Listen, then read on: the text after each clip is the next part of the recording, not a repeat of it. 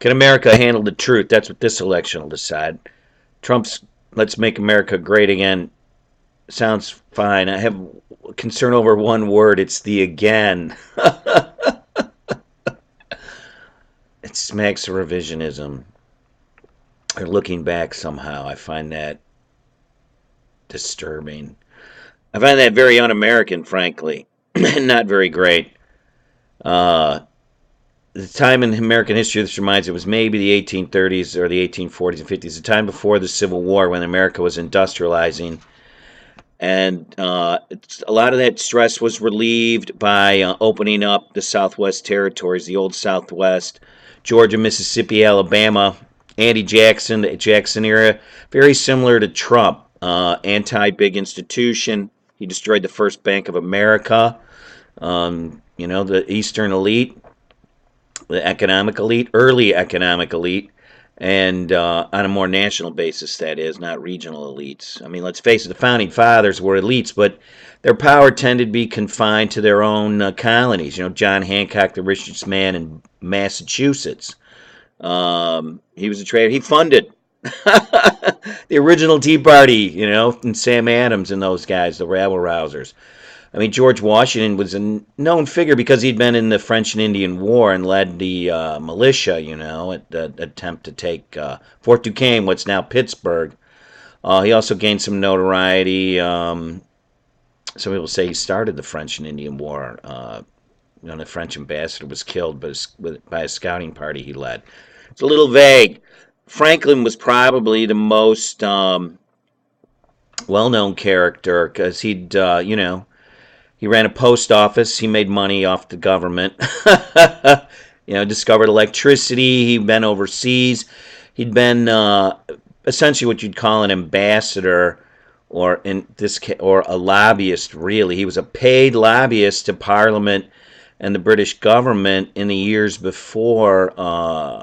Really, in the 1740s, 50s, 60s, and 70s, for a long time, bringing petitions to Parliament. Trying to explain the colony's cause. With those exceptions, most people were regional powers.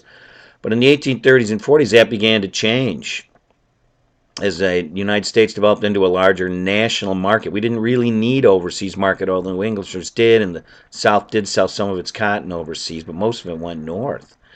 So it was a developing national market and it was getting big, but some people didn't share in that. Plus, there was the beginning of the Industrial Revolution. Some people didn't share in that. However, their anxieties could be alleviated in a couple of ways. One, government land, government handouts, free government stuff. And Andy Jackson booted the Indians out. So you just had to lean on the Indians and use slave labor, and you'd feel spirited a black man, and that kind of did it. The North, it was a little different, and that farmers in the Midwest were tied into the Eastern economy. So the country began to form a different orientation. It was farmers in the North, basically above the central Midwest, were aligned to the East, and we had an East-West orientation in the country, and then the South was kind of contained within itself. But they began to feel left out. And then when the country expanded again after we borrowed some land from Mexico, and Texas joined us, and we got New Mexico, Arizona, a lot of Nevada, California, settled our dispute with Russia and Great Britain over Oregon, the Canadian border, 54-40 or fight. It came a little lower than that. The question of what's going to happen to all this new land. And the East-West orienters wanted it free for white people. Not necessarily black, and certainly not for Indians. The South wanted it free for more slavery because that was the basis of their economy, and to some degree social standing, and relieve the anxiety perhaps that some Southerners felt not being tied into the national economy. And it was the fight over those territories, where they're going to be free or slave for the new emerging economy, that caused a civil war, slavery. Where would it fit in with the new economy? Well, now here we are. The economy is now global. The world's not the same, and we do not have the same place in it. There are other players. Just like the national economy before the Civil War created a bigger playing field with bigger players, but not everybody can play on that new playing field. and a larger economy gives people with certain skill sets or genetic advantages or geographic advantages or the advantages of connections. Who you know, not what you know. They could leverage that to a much greater degree than you could if you were just a kingpin in your local area. Now you can leverage off a global stage. And Trump is really saying, well, let's back off from that. Build a wall. What happened to Mr. Gorbachev? Tear that wall down. Build a wall. Let's hunker down. Turn our back on the world because we can't compete in the world anymore. I mean, that's really the message that I hear. Now, the funny thing about Hillary and her husband is, and probably the secrecy surrounding her is, obviously they've been playing on the global stage. And they probably sense that at some level, a lot of Americans resent their success at it because that's the new world. That's the new economy. And a lot of people feel left behind by that. Whereas they've been very successful at it. They've leveraged who they know, who they met, their educations, and they've made a lot of money at it. And they've have a lot of influence. I mean, Trump himself has done it, a golf course in Scotland, I suppose. But he's not really what he's talking about. He's pretending like the outside world doesn't exist. We'll deal with the Muslims, make a deal with the Russians.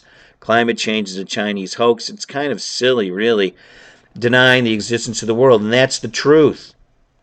So, on the one hand, Mr. Trump is saying America can't handle the truth. So he's made up a truth that he thinks America can handle, which is we'll be great again in some backward fashion. Kick out the immigrants, deal with the Chinese and all these trade agreements, pretend like we don't live in a global economy. The last time we had tariffs and a little global trade was in the 19th century, where the Royal Navy protected us from the rest of the world at their expense, not ours, very low defense spending. And we basically were developing a national market. Free trade was not as big a deal. That came later. But we don't live in that world anymore. That seems pretty obvious. And the lie, if you want to call it that, of Hillary is that she's been integrating into that global world. And it makes people uncomfortable because she represents, frankly, the future. And everyone asks themselves, well, how can I participate in that? I don't have a law degree from Yale or Harvard or whatever. I'm not positioned that way. I'm going to be left behind. And that's the anxiety there. So her lie is really, if you want to call it that, is she's been dealing with the real world, but hasn't really owned it fully, hidden it. Because at some level she knows it's going to create anxiety for a lot of Americans. Trump, on the other hand, is just making up a whole, fabricated fantasy tale. So she's dishonest in a different way. He's trying to recreate something that flies in the face of reality. That's why it's so comfortable. That's why people love it. And it makes them feel good. Whereas Hillary's, when the veil gets drawn back, it makes people uncomfortable. It's like, well, is that what we're going to have to do? We're going to have to make deals and deal with all these people? I mean, we can barely get along with each other, right? On transgender, gay, Black Lives Matter, the whole cop thing. And now, beyond that, we're going to have to deal with these Islamic people, Africa, the South Americans, the Chinese, Indians. We haven't got our own act together yet. And yet, that's our great strength. It's our diversity, because it puts us in the best position to lead in a diverse world, because we have people who are exposed to diversity at the highest levels. There probably isn't a country, I can't think of it, but if you think of China, that's homogenous, really. Japan, Germany, even Great Britain, although they're probably more like us, and their immigration issues are similar to ours, at least their anxiety about it is. But it's our openness that is our great strength, because it's going to give us people who are going to be comfortable with it. So when my son is choosing a foreign language, I'm glad, because that's what America's really all about, is understanding other people. So if you look at what made us great, it's openness, democracy, and diversity. We can say, well, it's Christian this and Christian that. And we had our test after 9/11 to see what kind of a Christian nation we were going to be in. Frankly, we didn't turn the other cheek. It was an eye for an eye, and now we can see where that got us. And I think that's another disturbing thing. We've created this mess, and we don't have the hegemony we used to have. We don't have the power. We can't even win a war. Well, we're fighting two wars. China's gearing up their economy. And, by the time we wake up to that, we've lost 8 years worrying about what's happening in Iraq and Afghanistan and other places in the Middle East. Instead of educating our people and trying to stay competitive on the global stage. I know I remember teasing when my older kids were in grade school. Well, we've got to train and be competitive with the Chinese. And that's in the early 2000s. And I was joking, and yet I wasn't. I think anyone could see that. And, well, we've lost 8 years, and then we've lost, to some degree, another 8, dealing with the idea of a black man being president of this country and actually wanting to do some things, right or wrong, and doing everything that can be stopped. So we've, like, this infighting, this wasted time overseas, and this internal fighting has set us back a bit. And now we have a lot of people who have felt left out in the interim. And frankly, I don't blame them. What I do blame them for is they can't handle the truth. And listening to Mr. Trump doesn't really seem like the answer. He's not really saying the truth.